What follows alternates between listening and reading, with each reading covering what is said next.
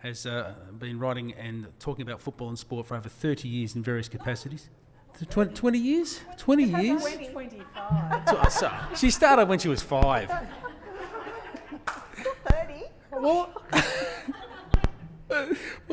Sorry about that, Karen. That's all right. 20 years then. And is one of the great journalists and great people when it comes to Australian rules football, but understanding the importance it plays in the wider culture. And I couldn't think of anyone better to sit down with Susan Alberti to discuss her book, The Footy Lady. Will you welcome them both to the stage? Thank you. Sorry. Thank you. Thank you, Susan. As you said, your book is released on Tuesday. Are you a little bit nervous? It's going to be launched at the Crown on Tuesday by Richard Goyder, and then it'll be available on the shelves on Wednesday in the shops. Yeah. Are you nervous about, your story is so well known, but to put it in a book form and to have people pour through it, are you a little bit nervous, or does Susan Alberti not get nervous? Oh, Susan Alberti gets nervous, but it was something that I had to do. I don't know whether you know the story or why I wrote the book.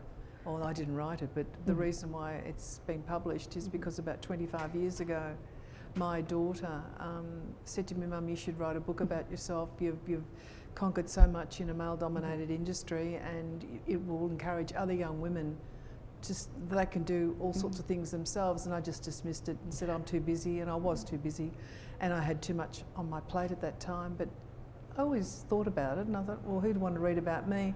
And about 2 weeks before she died, she said to me, "Mum, have you written that book yet?" And I just said no. She said, "Well, promise me one thing, you'll write that book." So really, it's her last wish by writing and having this book published, the story of my life. So why now, do you think? Why was now the right time, do you think, to do it? Well, it took me 15 years to find the courage to do it, and I wanted to fulfil her last request, her last wish, and I really owed it to her to do it. And so many other people have been asking me along the way, "Why don't you write a book about your journey?" Because I'm more than football. It's not just football. It's part of my life. But football's what's made you a celebrity, if I can use that word. I don't know if you're comfortable with being called a celebrity.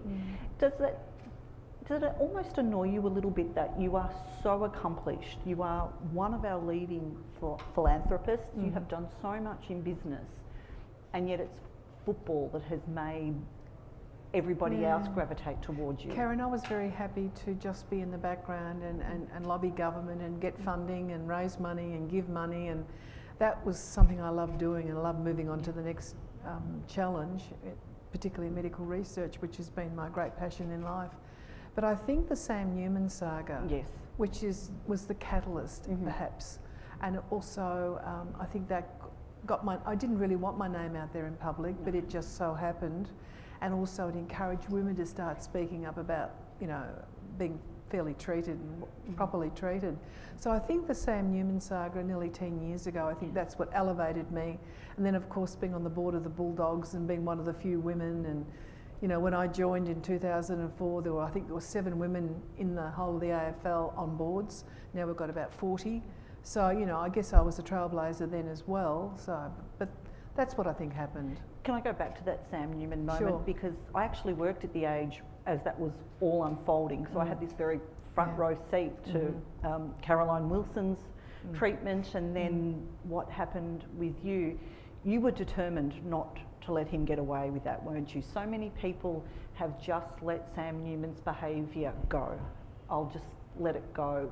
Why were you so determined to make sure why were you the person who finally said, "You know what, enough"? Well, he'd been degrading people in the west of Melbourne for years and years and years. The people that were struggling and weren't quite normal, and they are entitled to be treated just as fairly as you and I. And then when he did that to me and cast aspersions upon me, well, enough was enough. He's a bully, and I wasn't going to tolerate a bully. I never have, and I won't tolerate bullies. And the way he treated Caroline Wilson and the other women who tried to speak up and ask for an apology, and I think they were a little concerned about their jobs and maybe lose their jobs for speaking up, but I only had myself to account to, and I was determined that this man had got away with this for far too long. enough was enough. He was a misogynist. I have to be very careful here because I've been in court and the matter's settled and that's the end of that. But he had to be taught a lesson. However, it was not an easy thing to do because I was threatened, I was stalked, I was followed. When my husband's here now. Oh yes, it was not easy. And at the same time that all this was going on, I was struggling for my life. I had cancer. You were very unwell. Yes, but I was determined. He was not going to get away with it.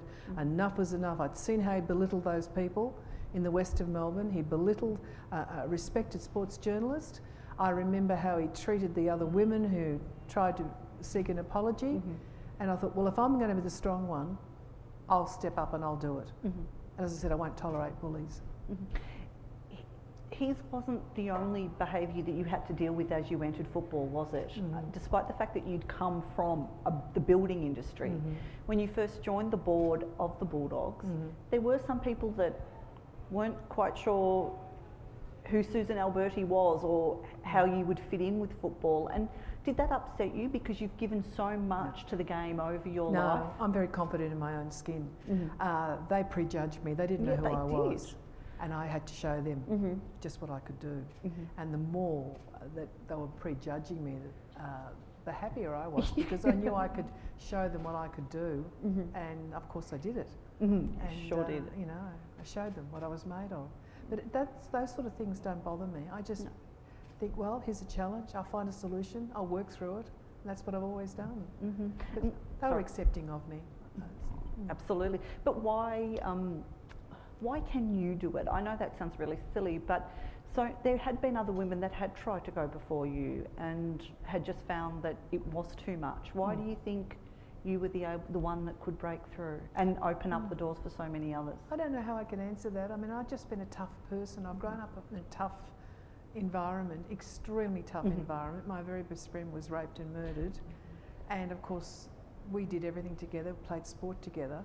And I guess because of the environment I lived in, and then Dad suggested I get into sport, which kept me on the straight and narrow. So it was a very tough environment. I had to fight for everything I had. I started working at 14 to help the family and help the income, but also I was a very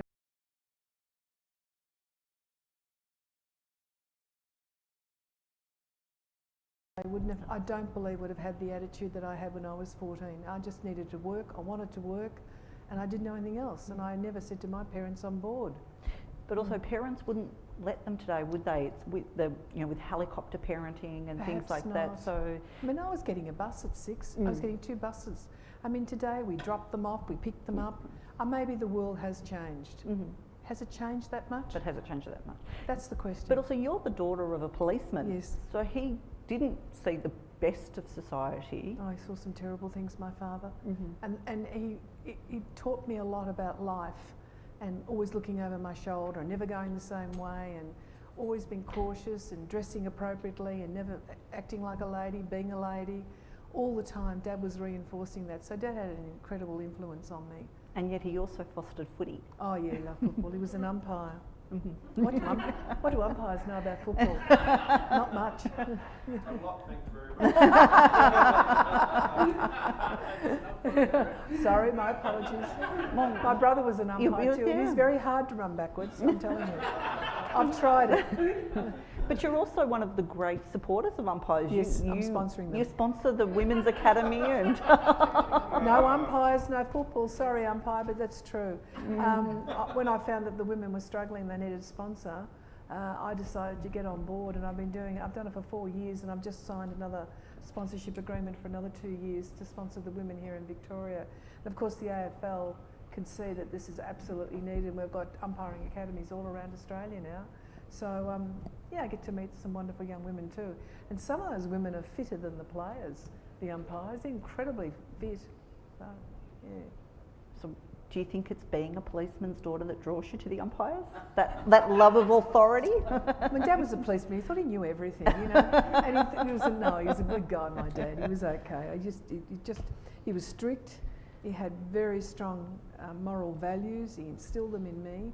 The most important thing I loved most of all about my dad, he instilled in me the need to care about people and to give back no matter how little I had, to care about other people. There's people worse off than me. Because he was a giver too, wasn't he? He Yes. always gave his time to St Vincent's de Paul. And so that idea of philanthropy came very early in your In very life. small, Dad did it for 55 years, but I can recall every Christmas morning my father was not at home with his family. He was out feeding the poor out of his meagre salary.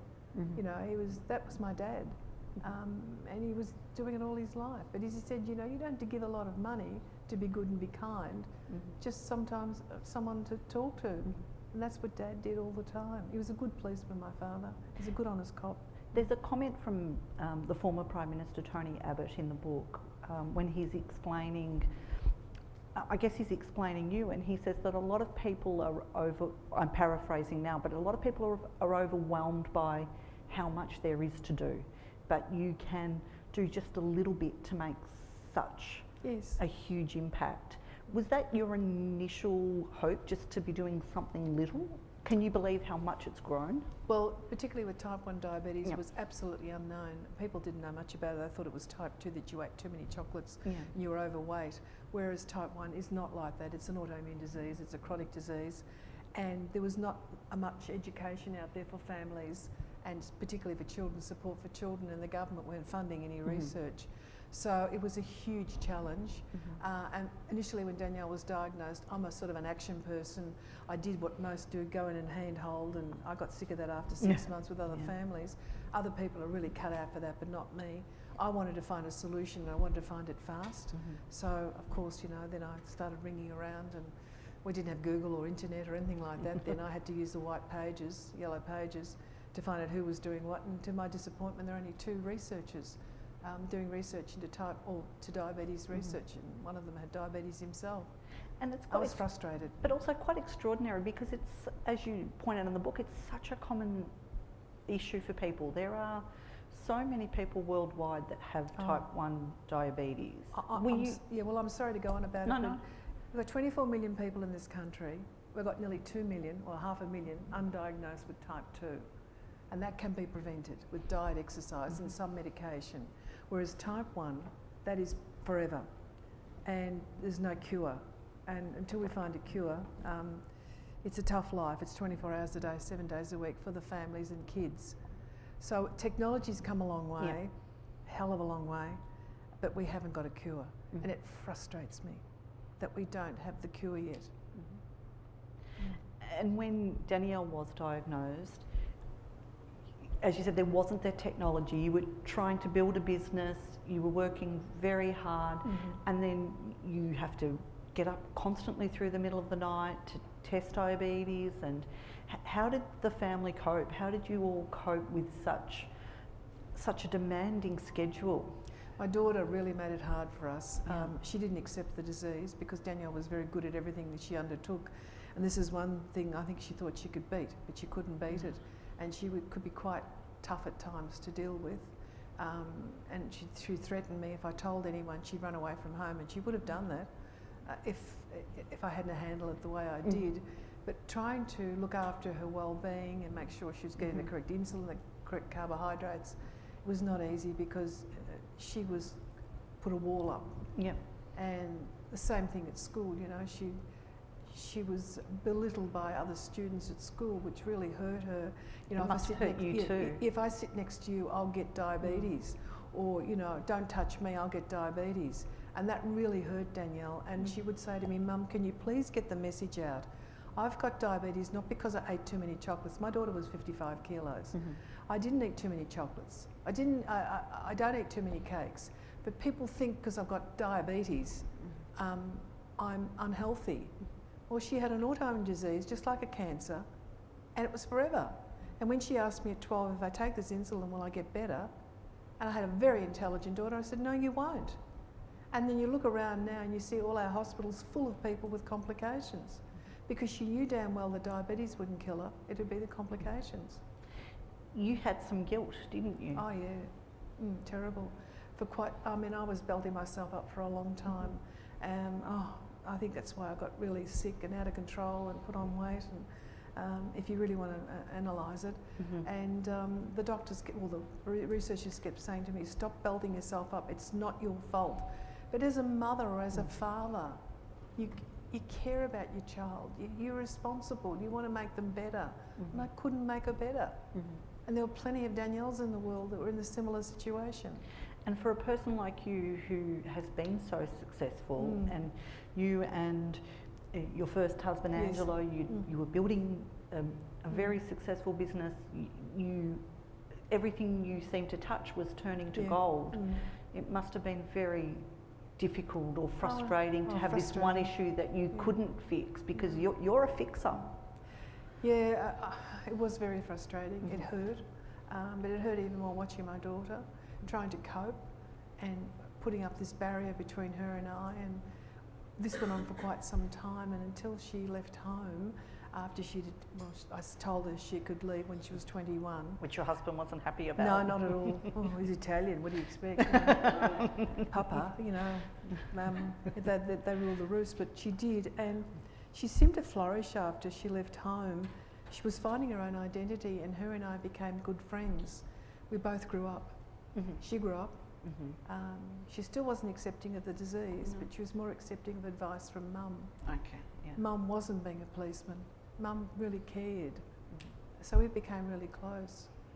But then unfortunately there's more tragedy for you and for Danielle. Yes. When Angelo is killed. Yeah, he went over to check on our estate one day. It was a beautiful sunny day like today, and he decided to take his motorbike. And he was hit by a drug-affected driver, by a rubbish dump truck driver who left the scene of the accident, not to be found. And of course Danielle was getting quite sick then. She was starting to lose her eyesight, which is one of the complications of diabetes, and to an artist that is just dreadful.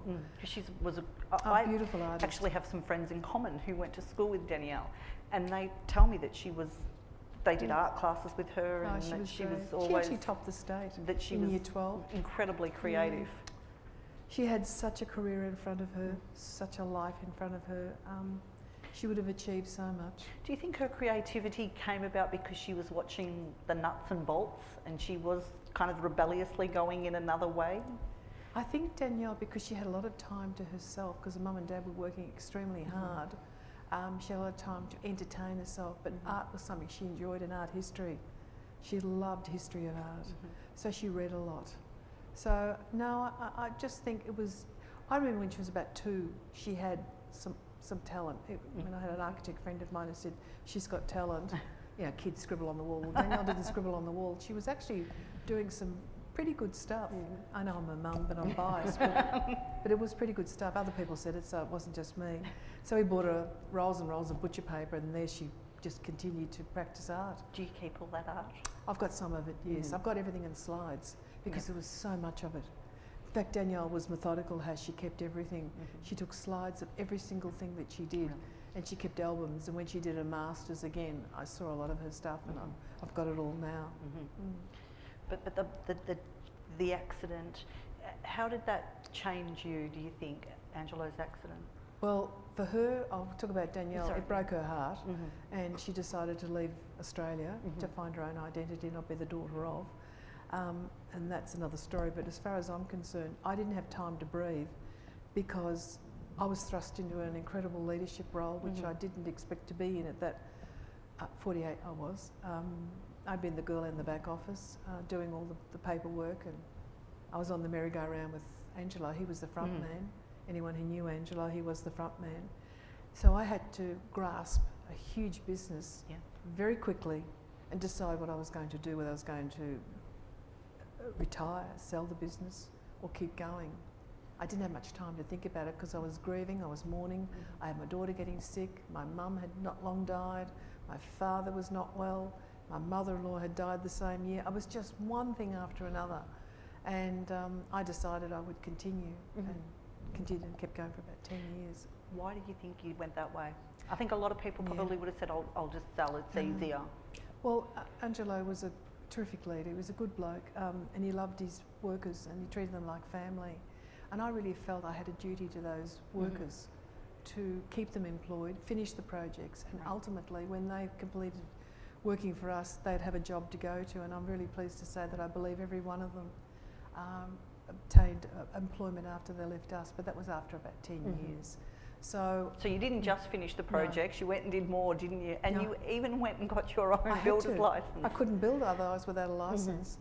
And I was the only woman in the class, sitting up the front. The men were hopeless with their paperwork, absolutely hopeless. But as tradesmen, they were the nicest blokes you could ever meet.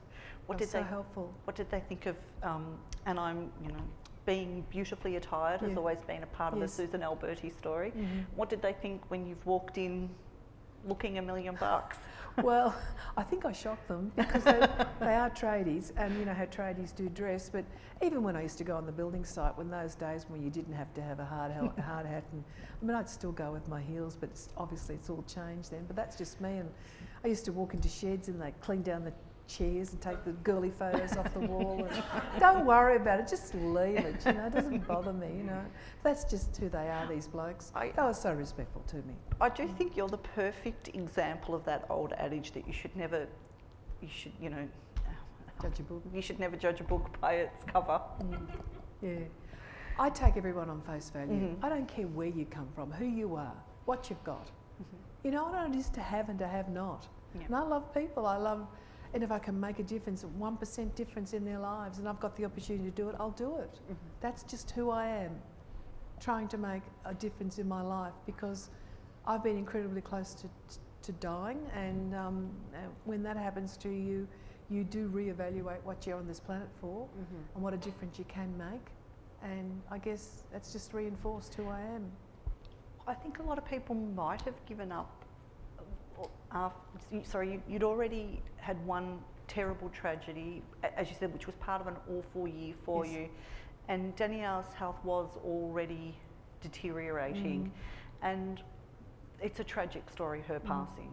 You trying to bring your daughter home and her dying in your arms on the plane. It's just... I just wish Danielle had have gone to America earlier, because when Right. she went to America, she actually got help. She felt very comfortable with the doctors and the people over there, albeit some of them were my friends.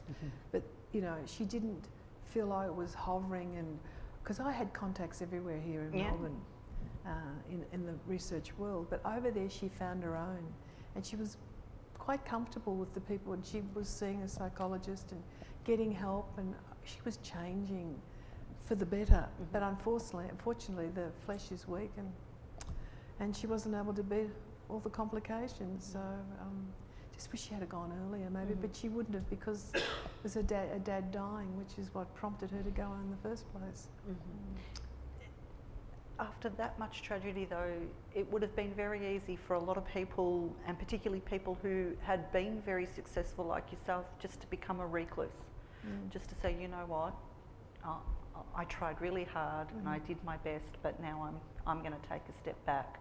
But you don't give up. No, I don't. I never give up. Never, ever, ever give up, and I don't take no for an answer. No. If I can find a solution to something, I'll go it to the bitter end. I will seek the answer, and if I can't find it, well, I can't find it. But that's just my makeup. So where does that drive come from, do you think? Oh, I think growing up, tough school at Knox, really do. I think that's what's done it for me. Some women are scared of ambition, I think. Why? I think maybe because it's the way we're brought up, or maybe it's some things that we see, and because when we are ambitious, we're told we're opinionated rather than ambitious, or we're told that's enough from you. But you've embraced that ambition. We need to speak up more. We need to express our opinions. I mean, I've always shown respect to men and women. I take people on face value, and I think as women, we need to speak up. Why should we not seek ambition and seek success? I'm older now, and even when I was a young woman growing up, and I was absolutely surrounded by men, it did not bother me they were men. I just had a goal in mind. I wanted to be successful. It was not easy, not in the 60s. It was quite difficult, and for women in the 60s, you didn't go off and become an entrepreneur or in business because you either did secretarial, nursing or teaching. We didn't get, it wasn't suggested we go to university because you didn't do it then. You went off and had kids and had babies. But I'd lived through some very tough times, and I wanted to to be better. Simple as that, I'll be honest. I wanted to be better, be more successful. Not that Mum and Dad weren't great people, but I knew I could be better and I could do better. And I could also do what Dad did, but in a bigger way, give back in a much bigger way, because I feel it's my duty to do that. That was the direction you were going in, wasn't it? You were, before Angelo died, you were going in that direction, weren't you? You were building your networks around the different charities and the different funds and the different groups that you were organising. And then you're pulled back into the business, obviously. Oh yeah, it was, but I still kept the other stuff going. You did. So how hard was it to balance both of those worlds? I don't know what it is not to work. I was working about 16 hours a day, 7 days a week, just to keep the show on the road and to keep our employees at that time, and my daughter being sick and being away from me. So every time that phone went during the middle of the night, I used to think, oh, what's wrong now? You know, what am I going to do? I wanted to be independent. I wanted to be an independent young woman, and she'd say to me, Mum, do you think I'll be successful? I could always say to her, Danielle, you have to work hard to be successful. It will not come to you. It will not be given to you. And here's this young woman who's losing her eyesight and is still working like a dog to achieve what she wanted. So, yeah, it was not easy. No. And how did you balance things to make sure that Susan was okay? Susan wasn't okay. Yeah. Susan was worrying about everybody else, our staff, everyone that within the office, our contractors, my daughter, my mother, my father, particularly Dad, and I let myself go. And I was getting sick, quite sick. It was not time to breathe, and I certainly paid the ultimate price there with not looking after myself. And I always say to people, you can be the richest man or woman in the world, but if you don't have good health, you have no wealth. If you can't enjoy what you want and you don't have good health, you're nothing. For a lot of us, football is that. It's that thing away from the pressures of work and the pressures of family or the pressures of everything else we have to do. Was football that for you for a while? Sport was from about the age of 6, because Dad directed me into sport, because I would have been an elephant, size of an elephant if I hadn't have. Because but also you were a bit mischievous. You were running away pretty early as well, and taking your brother with you. I was a leader.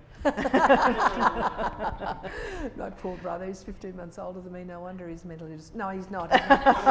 Colin always says that. My husband says, poor brother. It's no wonder he's struggling. No, he's a good bloke. He's a good bloke, my brother. But yeah, I was directed into sport, active team-based sport, from about the age of 6. Was to keep me on the straight and narrow too, and I did love sport. I can't imagine that you were naughty. I'm sorry, I can't imagine it. I was class sitting captain, here perfectly. I was prefect, but gee, behind the scenes. Oh boy, you know, I know I was a leader when I was younger, but I could be a devil too, absolutely. But it just I'm seems still a devil, aren't I, Colin? Still lead you astray. But sitting here in your pearls and your finery, it's hard to believe that you were naughty. It's hard to imagine me covered in mud from head to toe. I used to play basketball against the nuns, and if I had a grievance against the nuns, I'd accidentally knock the top of their... Anyhow. If they picked on me in class, I would... I've told that story to Colin a few times. I think he's shocked that there was one particular nun, she wasn't particularly keen on me, and I was only taught by nuns, by the way, and I thought, I'm going to get even with you. You think you're pretty good at basketball? Well, I'm better than you. And I was goal defence, and she was the goalie at the time, and I thought, I'll get even. So I went up to defend. And of course, the nuns had those pointy things. You probably remember this, Francis, the pointy thing. Knocked it in. I thought, yes, yes, I got her. Colin knows that story. That's the only way I could get even with that nun. Were you also rough in those cheer squad football matches? Oh yes, oh yes. I mean, people know the story when I couldn't run as fast as some of them. I mean, I was not the fastest runner, but I was tough and I could tackle hard, and I was a very good tackler. That's why I think I loved Tony Liberatore, because he was the toughest tackler in the league. And I remember tackling a woman, and I ran into her a few years ago at the Whitten Oval. People probably heard this before, but it's quite funny. And I was rushing to a board meeting, and you're never late for Peter Gordon, and I was rushing through, and she stopped me and she said, I remember you. I said, sorry, I don't remember you, because I was in a hurry. Oh, she said, I remember you. She said, you tackled me so hard you broke both my arms. And the last time I saw her prior to then was in the back of an ambulance. Now she's in her 70s, she's fine, she's fit and well. You look shocked. And she clearly still loves. She's fit and well, but I was a damn good tackler. And she clearly still loves footy too. Oh, of course she does. She was at the Whitten Oval. Who wouldn't you if you were at the Whitten Oval? So I was tough, I really was, but I gave as good as I got. You know. And you were devastated when you were told you couldn't play anymore. My father, I wanted to kill him. He made me hang up my boots at 15 because I was getting knocked around far too much. I really was, for a young woman by boys. You know. Yeah. It's not meant. And not enough women to sort of play. There was no league. There was nothing. Yeah. Absolutely nothing. There was nowhere for me to go. I said, Dad, where can I play? Because I thought Dad would know, being an umpire. Nowhere for me to go. Just kick to kick or at the Whitten Oval in the centre of the ground with my brother. I didn't like to kick with him though, because he wasn't good enough. His mates were better, so they played with the YCW. They were good, those boys. The YCW, they were tough boys. That's how you got to meet boys too in the YCW. And the cheer squad, you got to meet boys in the cheer squad. So my brother never dobbed on me. I'd sit on one side and he'd sit on the other. That's how you meet boys. I think he met girls too. And we'd come together at the end of the game and I'd say, you tell Mum you're in big trouble. Because we'd get in a police car and go home. Dad would pick us up in the police car, so that was pretty cool too. So the kids were scared. Did people realise that it was Dad picking you up? Oh yeah, I let them know, you pick on me, my father will lock you up. Or did they just think you'd been I so tried that naughty? one more than once. You just been so naughty, the police had come to get you. Yeah, the police had come to get me. It was the same thing when I met Angelo the first time at a dance. He picked me up, I was, 17 and a half, he picked me up at Hawthorn Town Hall, and here's this big, strong, strapping man, black moustache in a police uniform. He came to pick me up, and of course Angelo had just arrived in Australia, and he thought, oh my God, the mafia had come to pick up, and he said, is that your father? I said, yes, he's come to pick me up. Well, of course, Angelo was very scared of my father, very scared, because Dad was a very strong man, very fit, athletic man, you know, he jogged and swam, and he encouraged me to be fit right throughout my life. Your parents didn't grow up in Victoria. No. They'd come from New South Wales. Yeah, down Dad was to a Victoria. Bondi guy. He was a lifesaver, and he was in the army. Dad was in the icebergs in Bondi. He was an absolute nut for swimming. And of course, he came to, after the war, came to Melbourne or to Bairnsdale, where I was born. And Mum came from Hamilton in Victoria. No, you're not. So people think I'm Italian, but I'm not. I do speak Italian because my mother-in-law didn't speak English, so I went and learned Italian. But I've just kept the name because I've been known with that name. But your dad, not being a Victorian at that time, wouldn't have been exposed to Australian rules football till he came here. And yet he's picked up the game very quickly as well, and the whole family. I wouldn't like to describe what Dad used to call rugby union, but Dad used to play union, not league. Yeah. I think we all know what we call them when they do and they play that game. Dad would often tell me, but when he came to Victoria and then he was stationed at the many police stations, and particularly at North Melbourne where he was, he then fell in love with the shin boners.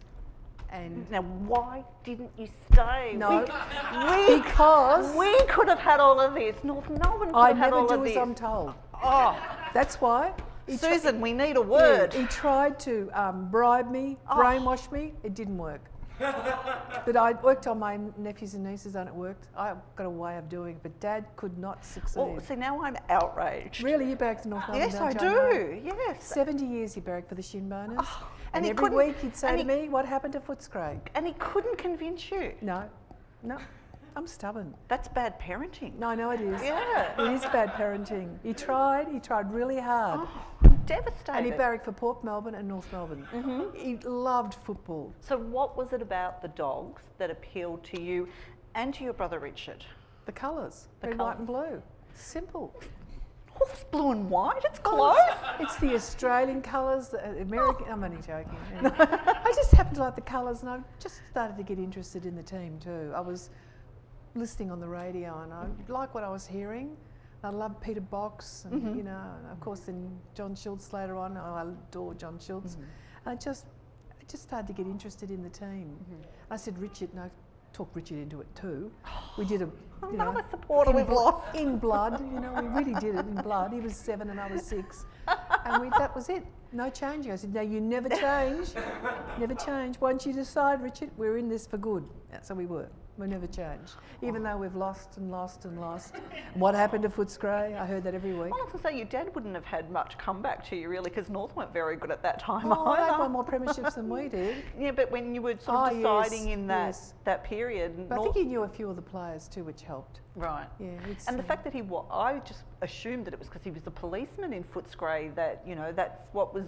So No. That was why it was the dogs. No, that's because I wanted to. I never do as I'm told. No, because the other thing too I was thinking was where you grew up is now what we sort of traditionally think very much as Richmond area. Yes. And that the kids around there were Tigers fans. And so it just seems so outrageous that you would pick the Bulldogs. Well, I've never lived in the West. I've always lived in the East. Yeah. And all my work is in the West because I can make a difference out there. Everything I do is in the West of Melbourne. I love helping the West of Melbourne. And of course, you know, I could barely afford a membership to the Bulldogs. And of course, then I started, and then the social club, big time. I was working part-time, so I could afford that. And of course, I've come from the cheer squad. Yes. And I think I'm the only director in the AFL who's actually come from the cheer squad. So I know what it's like to be in there. So when, as I said, I was saying before, you know, football for so many of us is our break from the grind of life. And we live by the kicks and the goals, but we still love them all, whether they win or lose. But then for you, it becomes very serious because you're invited onto. You come onto the board, and the club is not in a good position when you first. Let me take you back 20 years. 1996, we were in big trouble. Yep. We were insolvent. I can say that now. We had 10,000 members, and we formed a task force.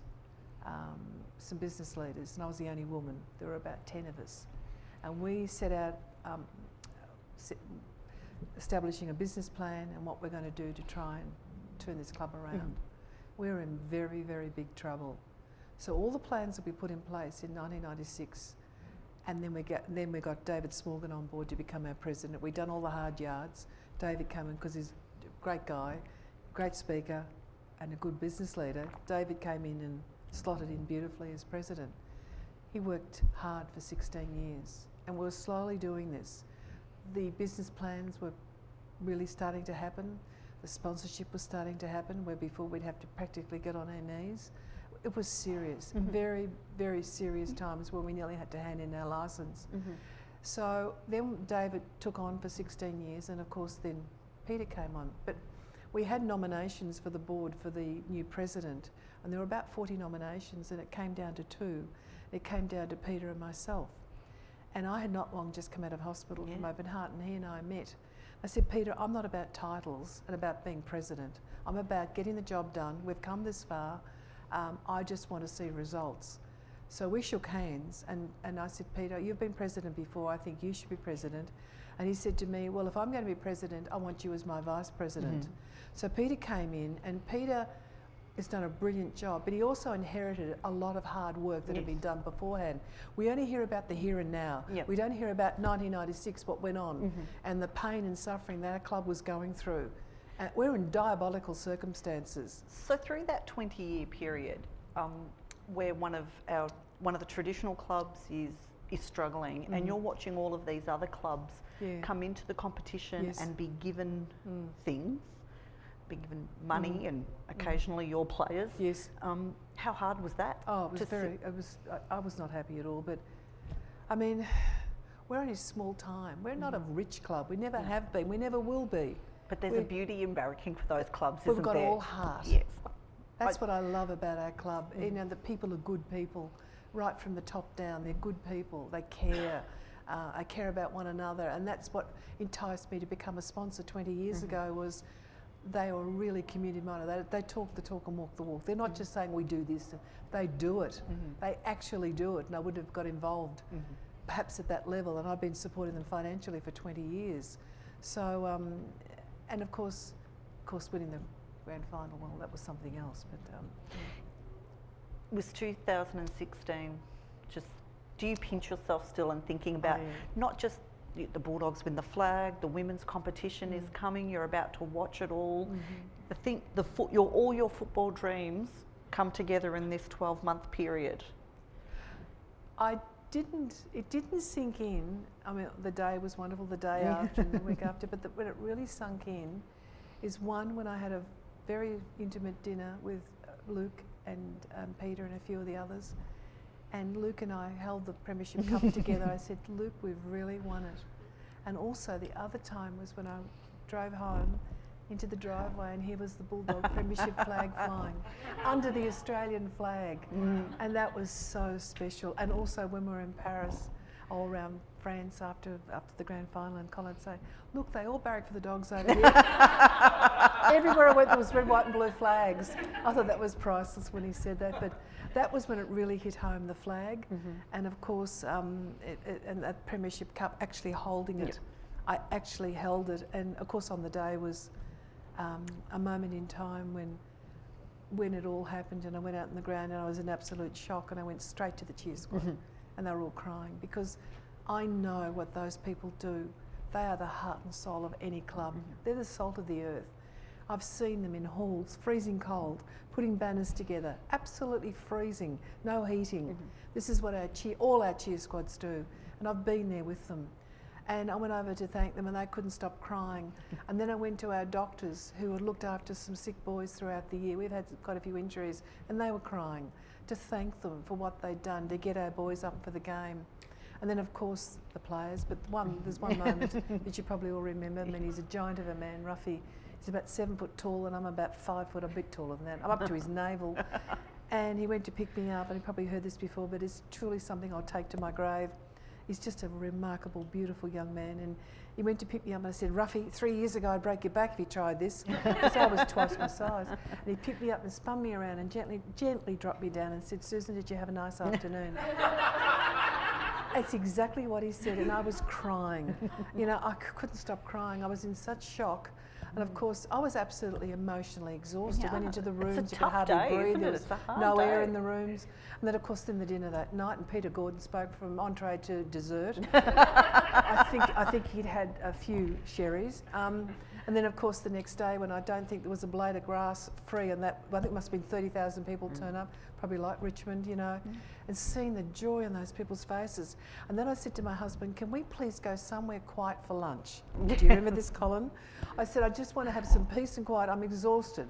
He took me to the Plough Hotel. Do you know where that is? It's about... And everybody was singing, and I said, thank you for a quiet lunch. And I was exhausted. Thank you, Colin. Yeah. It was my brother. Okay. See, my brother doesn't know better, so there you go. Thank you. But you came along, though. But we had a nice lunch, though, didn't we? It was free. They put it on. They said it's on the house, so it was really nice. So it was just remarkable. But it's not about me. I've watched people go this journey, some of the older people, you know, grandmas and grandpas, and just to see the joy in their faces and know how happy they are and how long they've waited. And yeah, I've waited 62 years, but some have waited a lot longer than me. And it was just remarkable. It was just so good for Victoria, so good for Australia. And even the Sydney Swans the supporters were kissing me. You know, I've had all sorts of support from every team kissing me and saying, well done. So it was good for football, just good for everyone. And what about women's football? Well, that's another story. I think I've heard you tell the story where that very first game, that Carlton-Collingwood game, you were trying to watch the game on your own, trying to take just a moment in on your own. You'd worked 55 years I'd waited. You'd worked so hard. You'd gone to chief executive after chief executive of the AFL. Slammed the door in my face. Yeah. And you tried to watch that game on your own, but what kept happening? They kept joining me and saying, are you okay? All I wanted to do was to leave me alone. And I thought, the only way I can get out of this is to go and join the Collingwood cheer squad. And I did, and I've never sat with a Collingwood cheer squad in my life. But they, even with my pearls, they still accepted me. They were very nice. They didn't try and steal them? No. Mo's family tried to do that. No, I'm only joking. Yeah. You do have an incredible bond with Mo Hope, don't you? Oh, I still do. I love Mo. Look, we may look different. We come from, she may wear the tats, I don't. I wear the Zampardi, she doesn't. But we both came from a hard school of knocks. We've had to work extremely hard to get where we are. And I love her for that. She's one of 14 kids. She's just a remarkable lady, and she's not like my daughter, but I just love her. But I love them all. I love all the women. What attracts you to a cause, do you think? What is it that gets you excited I knew about? I could help make a difference. Yeah. And I knew if I continued and promoted and supported these women, we would get what we wanted, and that was a league of our own. But I'm not the only woman who did it. Many others were behind the scenes. You know, Yvette, how many have been involved? I just perhaps was the one that came in and financially supported them. I was in a position to be able to do it. I don't take no for an answer. I just was relentless. Everywhere I went, I spoke about it. Every opportunity I spoke about it. People knew what I was going to talk about, women's football, and how important these women should be given the opportunity. If they chose to play football or basketball or whatever they want, it's not a privilege, it's their right. And that's what I kept saying over and over and over again. So, and with all these other wonderful women out there too promoting it, I think the penny dropped. We found a good leader in Gillen. He was a champion of change. You may love him or hate him and other things, but Gillen has been tremendous. Were you surprised by the success? Well, let's face it, it's good business. Yeah. Sponsorship was coming in the door.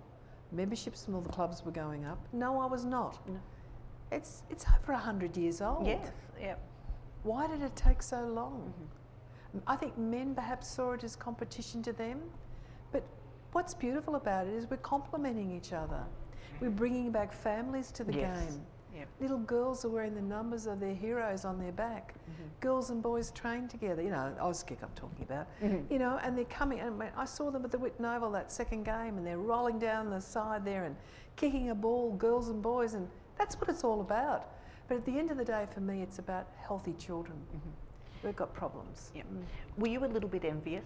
As someone who was made to put their boots in the cupboard at 15, was there a part of you that thought, I would have loved to have nominated for that draft? Oh, I would have been in there. I would have been picked, I'm telling you. I would have been a marquee player. I'm modest too. But I wouldn't have played for Collingwood. No? Oh, no way. But what if they had drafted you? I would say, sorry, I'm out of here. No way. Any team but Collingwood. Stand out for a year. Yeah, stand out, yeah, whatever. But no, I would have, I mean, I've got Libba's boots. They fit me too. When he won the 1990, when he won the Brownlow, I bought his boots. They cost me a fortune, and I wear them. I mean, I put them on and think, oh God, just imagine if I was doing what he did, you know. So there was that bit of envy to think if only. Very envious. Yeah. Oh, I was just, but I was so happy. Yes. Yeah.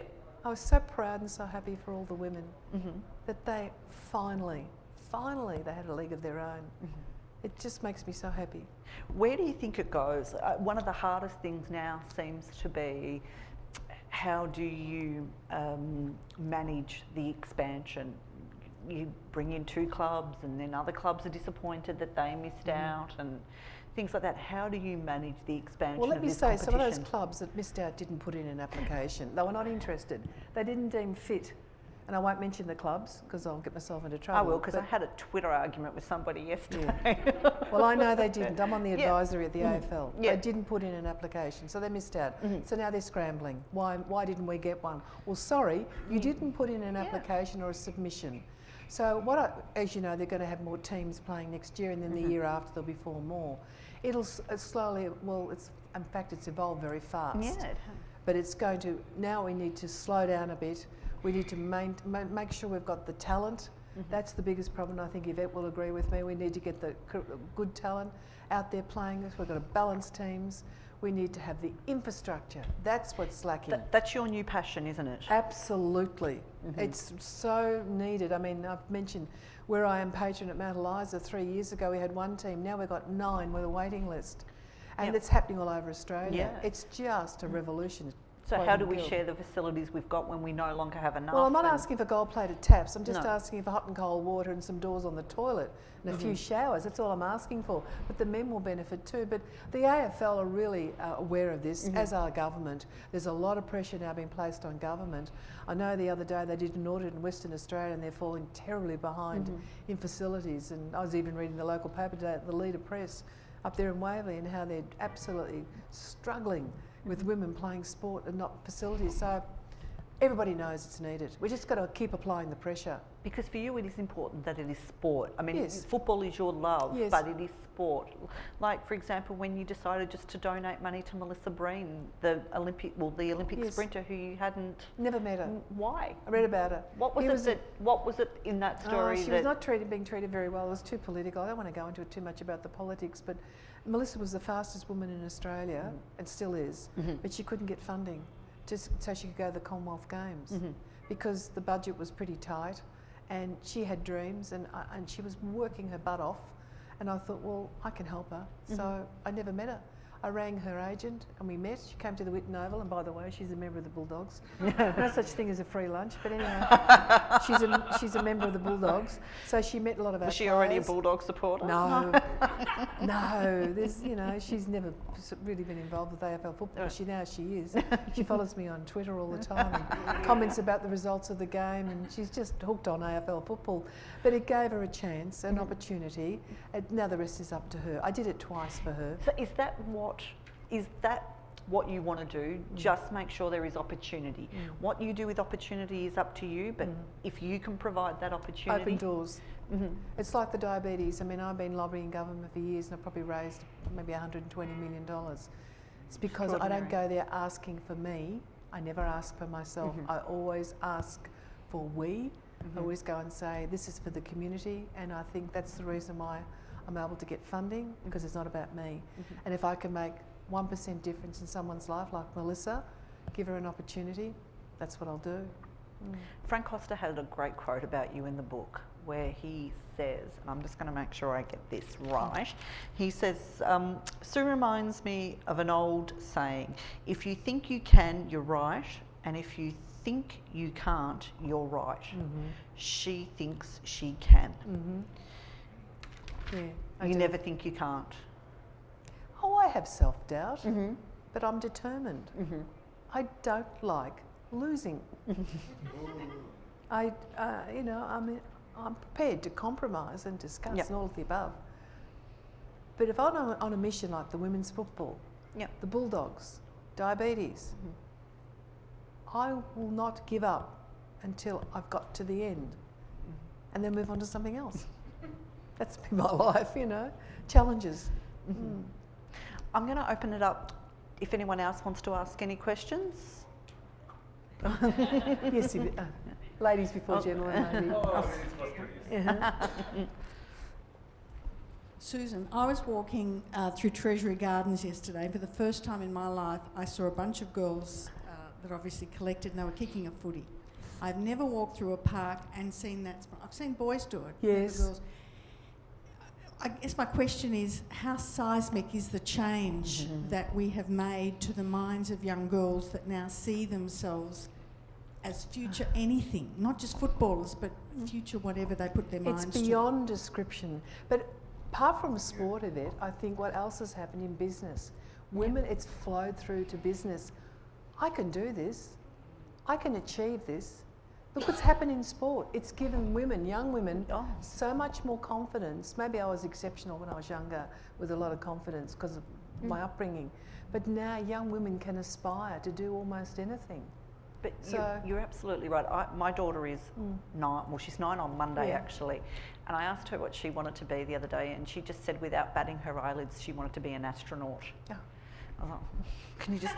That's okay, she's away a long time. I was like, can you have a job a little closer to home?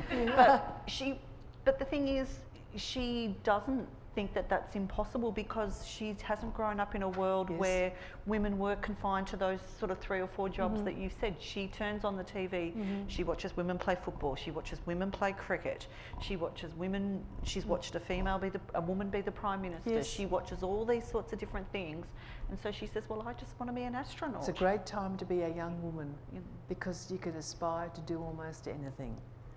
Yeah, that's what I think, and what you said about football, it's just, to quote Gill again, it's a revolution. You look at the clubs that have got licences, their memberships are going through the roof. Why? 50% of women attend football. It is good business. The AFL know that. Bottom line, let's face it, it's dollars coming in the door for them too. And they've got a huge team working on women's football now, huge. And they have had for quite some time, marketing, media. Yeah, don't think it's just one of those things at the side. They know the dollars are coming in the door, but our women are benefiting from it. And what is very important to me is they're remunerated appropriately. Do you think that's the big challenge coming forward? It's How we going to make have sure? to. It must. It will. It will happen.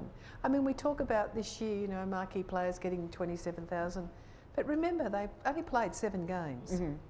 I know it's hard to have a job and play football. That all has to be addressed. Some have got to come from interstate and join teams down here. Again, that's difficult. Yep. But again, it's evolving, and the AFL are aware of all of this. We have problems with PCL and ACL and Yes. knees. I'm The funding some concussions. research right now just on that at Victoria University, sports science, because that's something where I can make a difference. Because we do have a problem there. So, you know, but as the little girls are learning through Auskick how to play the game, and as they're growing up through it, they'll be well and truly trained, ready and prepared to play big time. So it's all evolving, and it's just, I just am so excited.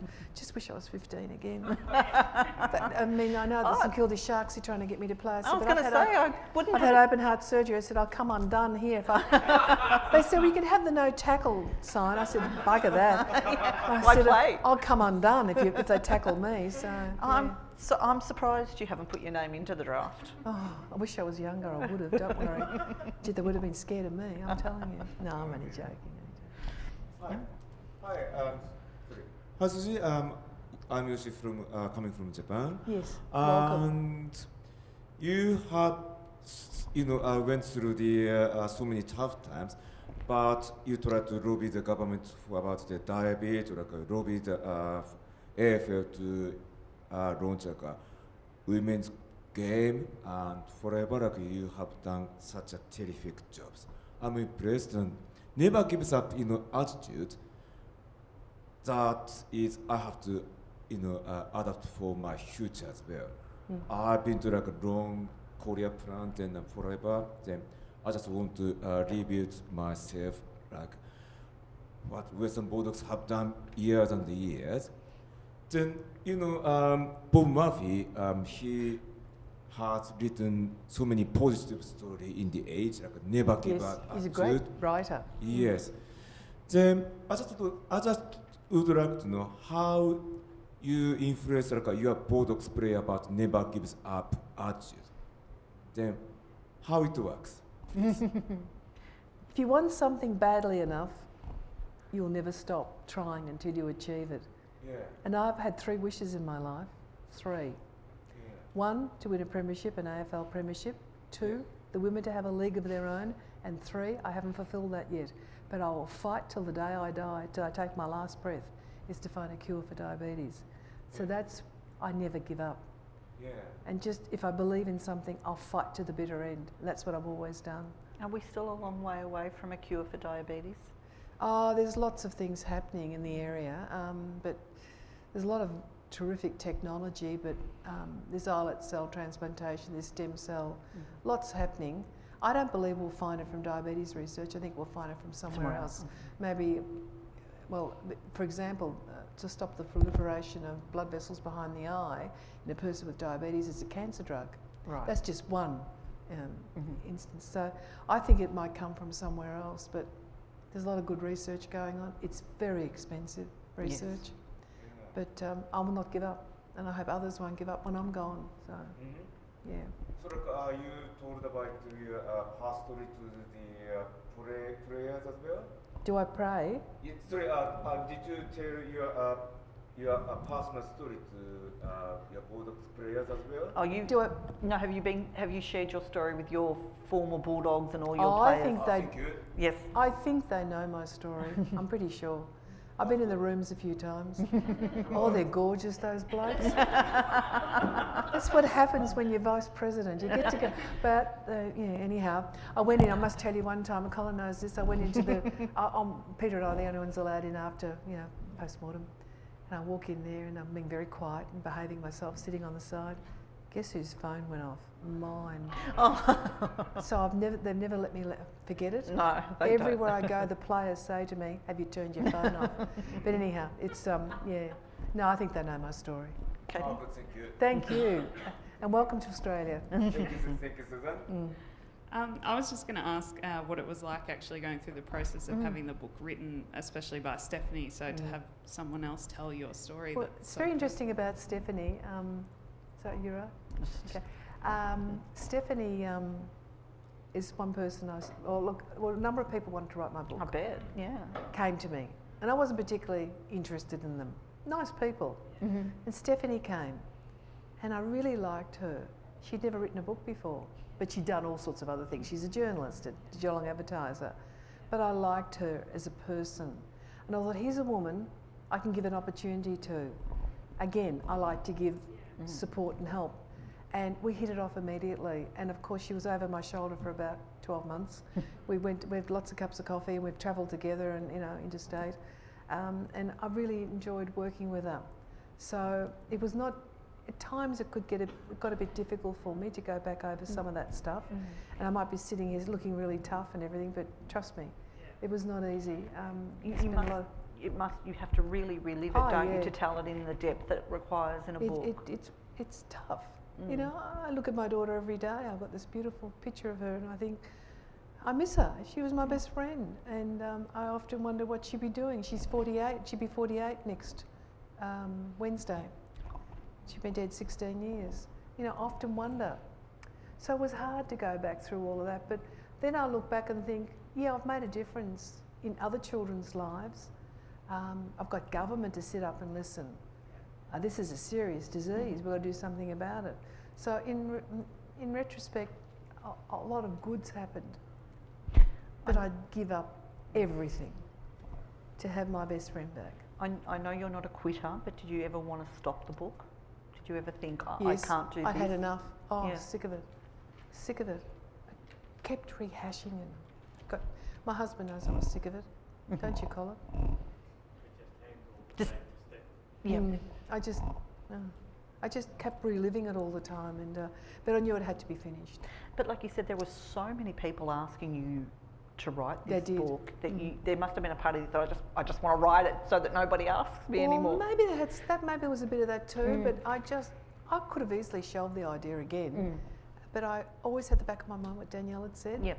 And I thought, I don't quit. Was it her voice that you could hear as you were really reliving your life? Because she said, Mum, you are remarkable what you've done in a man's world. She said to me so often. She encouraged me to do so many things I would not have done.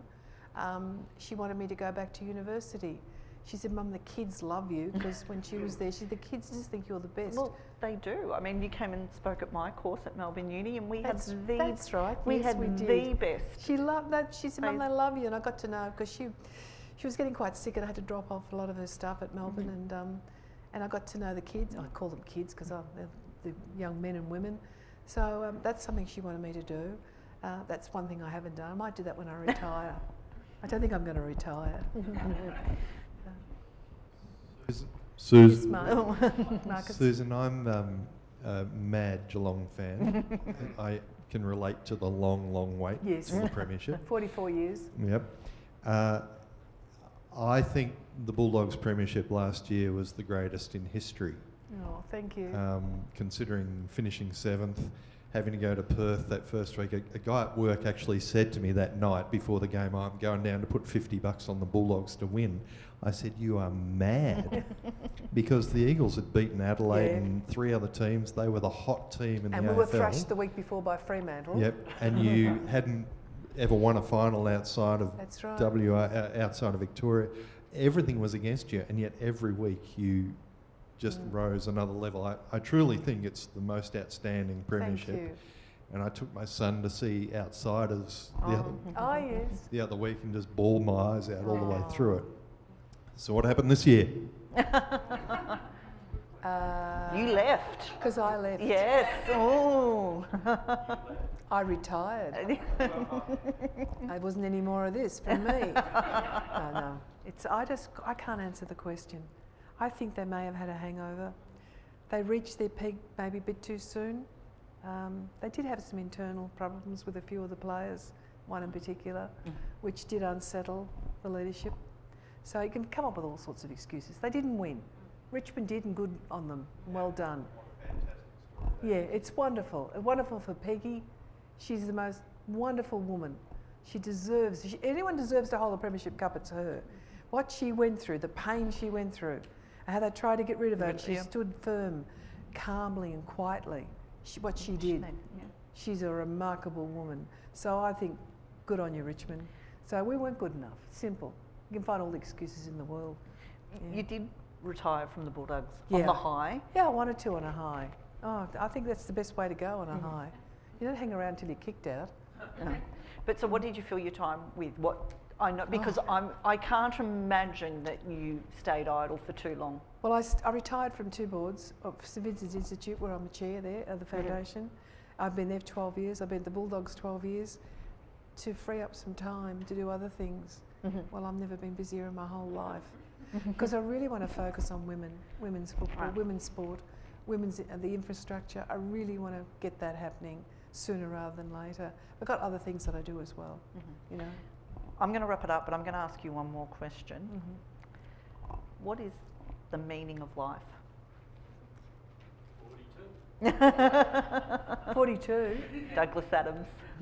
But what is, you were a policeman's daughter living out in the suburbs, and you've become such an incredible success. Oh, that's a difficult one. What's the meaning of life? To me, it means putting back, not always taking. We worry about such silly little things in life. And when you've been close to death and you've been really sick, you really start to think about what life is all about. Why are you here? We can't all change. You know, I'm one person doing different things, but we can all make a difference in our own world. But just to care about one another is more important than anything as far as I'm concerned. Just caring. Well, Susan Alberti, as the mother of 2 young girls, can I say thank you for the difference that you have made. It's been incredible. Thank you very much. Thank you. Thank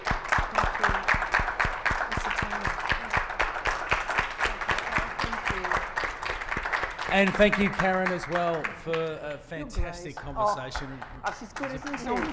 Thank you. It really was wonderful to listen. It's easy when you've got such talent. Such a privilege to have you here, Susan. We appreciate Stephanie's work with the book as well. It's out on Wednesday in the stores, but they're on sale at the front as well. And thank you, Susan Alberti. We really have had an absolute ball listening to your story here at the Sports Writers Festival. Thank you. Susan Alberti, everybody.